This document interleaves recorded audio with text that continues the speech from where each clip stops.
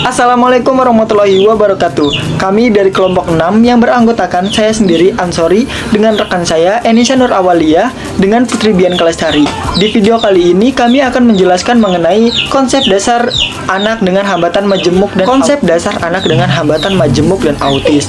Anak dengan menyandang kelainan lebih dari satu kelainan dikenal dengan anak dengan kelainan majemuk. Anak dengan kelainan majemuk tentu akan mengakibatkan masalah pendidikan yang berat.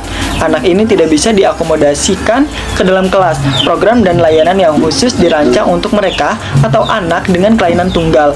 Kondisi kelainan yang umum disandang oleh anak dengan kelainan majemuk adalah buta tuli atau mental, atau dengan tunagrita, tunarungu, tunanetra. Nah, anak dengan tunagrita dan kelainan lain banyak mendominasi anak kelainan majemuk, tetapi anak dengan tunagrita berat yang disertai kelainan lain tidak dimasukkan ke anak dengan kelainan majemuk. Tetapi dalam literatur sering disebut anak dengan severe and profound handicaps. Di samping berakibat pada masalah pendidikan, luasnya variasi yang ditampilkan oleh anak dengan kelainan majemuk, maka berakibat pula terhadap rumitnya menyiapkan strategi pembelajaran khusus untuk di satu bidang studi yang dapat diterapkan pada setiap anak dengan kelainan majemuk. Langsung saja kepada pembahasan pertama mengenai pengertian anak dengan hambatan majemuk.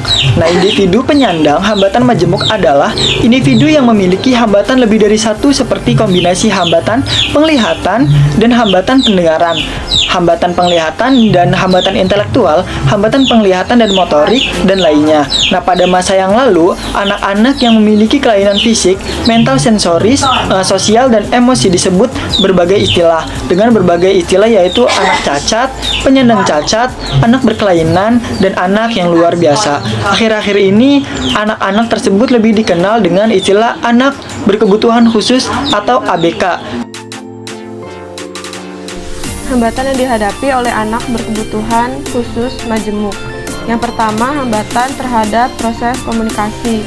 Sistem interaksi dan komunikasi yang biasanya dilakukan oleh anak berkebutuhan khusus majemuk itu biasanya menggunakan percakapan dengan tubuh. Dalam hal ini dapat berupa gerakan tubuh, sentuhan, tekanan otot, dan gestur alami, dan kemungkinan berbeda dari anak satu dan anak yang lainnya. Metode komunikasi dan sistem strategi pembelajaran yang digunakan anak dengan hambatan majemuk itu sangat luas dan bervariasi, seperti halnya pada para penyandangnya yang bervariasi, tergantung pada tingkat kebutuhan yang mereka alami. Yang kedua, ada hambatan pada pengembangan. Pengembangan konsep merupakan petualangan bersama di mana kita dan anak dengan hambatan majemuk dapat saling mempelajari dan menjelajahi dunia ini bersama-sama. Konsep adalah sesuatu yang dinamis dan selalu berkembang. Hal ini berlaku untuk semua orang tanpa terkecuali. Anak dengan hambatan majemuk dapat menunjukkan pada kita bahwa adanya konsep baru seperti ini dan cara baru untuk mengenal dunia. Kita dapat membantu mengerti bahwa ia dapat menjadi anggota dalam dunia sosial yang menyenangkan. Kita juga dapat menunjukkan bahwa orang-orang lain menggunakan bahasa tubuh mereka atau bahasa isyarat untuk berkomunikasi. Konsep berkembang melalui pengalaman bersama. Bersama-sama kita belajar lebih banyak mengenai satu sama lain dan mengenal dunia di sekitar kita. Yang ketiga, ada hambatan terhadap gerak. Hambatan penglihatan tidak mempengaruhi secara langsung terhadap perkembangan dan pertumbuhan fisik yang menyebabkan anak tunanetra mengalami hambatan atau keterlambatan. Perkembangan motorik anak tunanetra pada bulan-bulan awal tidak berbeda dengan anak awas lainnya, tetapi perkembangan selanjutnya, perkembangan motorik anak tunanetra tampak berbeda. Hal ini dipengaruhi oleh kurangnya stimulasi visual, ketidakmampuan menirukan orang lain, dan pengaruh faktor lingkungan. Karena pada dasarnya anak-anak itu berkembang mereka melalui cara meniru orang lain, melihat orang lain yang lebih dewasa di sepanjang hidupnya. Kebutuhan belajar bagi anak dengan hambatan majemuk. Yang pertama itu ada pengulangan dalam penanaman dan pemahaman konsep. Yang kedua itu menyegarkan suasana kelas dengan aktivitas yang bervariasi agar anak-anak tidak bosan. Yang ketiga ada pengelolaan kelas disesuaikan dengan kecerdasan majemuk siswa. Yang keempat ada integrasi penilaian dan penilaian yang majemuk. Pembahasan yang selanjutnya yaitu mengenai layanan pendidikan yang didapatkan oleh anak dengan hambatan majemuk dan autis. layanan pendidikan yang didapatkan anak dengan hambatan majemuk. Yang pertama ada intervensi dini. Intervensi dini atau individu dengan hambatan majemuk ini adalah pemberian layanan pendidikan terhadap individu dengan hambatan majemuk yang dilakukan seawal mungkin dan selekas-lekasnya oleh orang tua atau keluarga dari individu dengan hambatan majemuk, kemudian dibantu oleh pihak-pihak lain. Lalu yang kedua ada pendidikan dini. Pendidikan dini anak dengan hambatan majemuk ini adalah pendidikan bagi individu yang mengalami hambatan majemuk usia 2-6 tahun yang merupakan pendidikan prasekolah baik dalam taman ataupun pusat tumbuh kembang ataupun playgroup maupun taman kanak-kanak secara inklusif. Artinya jika dimungkinkan mereka dapat mengikuti pendidikan tersebut bersama-sama dengan anak-anak lainnya. Kemudian tujuan pendidikan dini individu dengan hambatan majemuk ini adalah memungkinkan individu dengan hambatan majemuk dilayani secara tepat dan selepas mungkin pada lembaga pendidikan yang ada di dekat tempat tinggal mereka. Kemudian yang ketiga, sekolah khusus atau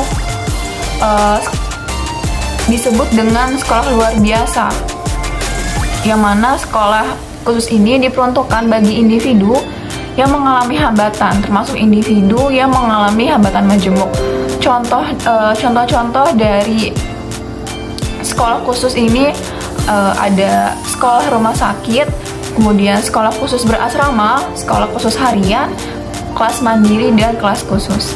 Kemudian sekolah inklusif. Sekolah inklusif adalah sekolah yang melaksanakan pendidikan inklusif, mengakomodasi semua individu tanpa mendiskriminasikan kondisi fisik, intelektual, sosial, emosional, linguistik, atau kondisi lain mereka termasuk individu dengan hambatan majemuk. Tujuan sekolah inklusif bagi individu dengan hambatan majemuk ini adalah memberikan hak yang sama dengan individu tanpa hambatan majemuk untuk memperoleh pendidikan dengan hambatan jenis dan jenjang layanan 78 pendidikan yang ada di dekat tempat tinggal mereka. Dengan demikian, mereka akan memiliki kesempatan yang luas untuk belajar bersama teman sebaya mereka. Kemudian ada pendidikan vokasional. Pendidikan vokasional bagi individu dengan hambatan majemuk ini adalah pendidikan kejuruan yang mempersiapkan individu tersebut 79 untuk memasuki dunia kerja yang dapat dipilih sesuai dengan potensi, hambatan maupun kebutuhan mereka. Tujuan pendidikan vokasional bagi individu dengan hambatan majemuk ini adalah untuk mencapai kemandirian, kepuasan, integrasi sosial, dan kualitas hidup yang baik. Pendidikan vokasional bagi individu dengan hambatan majemuk ini perlu direncanakan secara matang. Dan yang terakhir ada layanan program transisi.